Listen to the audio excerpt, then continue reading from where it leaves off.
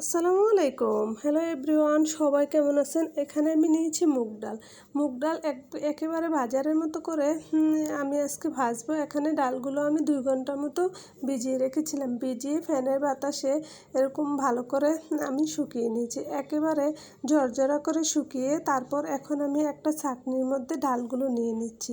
এখন আমি ডালগুলো ভেজে নেব। একেবারে দোকানের যে ডাল ভাজা আমরা খাই কিনে, ওই ডাল ভাজার মতোই হবে এরকম করে ভেজে নিলে। এখন আমি তেলটা বসিয়ে দিয়েছি, তেলটাও প্রায় গরম হয়ে এসেছে। এখন আমি ছাঁকনির মধ্যে যে ডালগুলো নিয়েছি এগুলো আমি তেলের মধ্যে চুবিয়ে দেব। এই তো তেলের মধ্যে আমি ছাঁকনিটা চুবিয়ে দিচ্ছি আর একটু পরপর এরকম করে নেড়ে দিচ্ছি।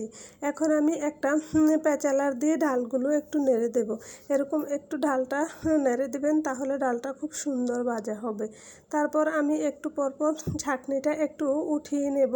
তারপর আবার তেলের মধ্যে ছাঁকনিটাকে চুবিয়ে দেব। তাহলে ডাল ভাজাটা একদম দোকানের মতো পারফেক্ট ভাজা হবে আর খেতেও খুবই ভালো লাগে। এই তো আমি ডাল ভাজাটা হয়ে এসেছে। এখন আমি এটাকে উঠিয়ে নামিয়ে নিয়েছি। এই তো এখানে দিয়েছি আমি বিট লবণ আর দিয়ে দিচ্ছি চাট মশলা। দিয়ে এখানে সবগুলো একসাথে ভালো করে মিশিয়ে নেব। আর দিয়ে দিচ্ছি হচ্ছে চিলি ফ্লেক্স। দিয়ে সবগুলো মিশিয়ে খেয়ে দেখবেন, খেতে তো খুবই ভালো লেগেছে। আমার রেসিপিটি যদি ভালো লাগে তাহলে ট্রাই করে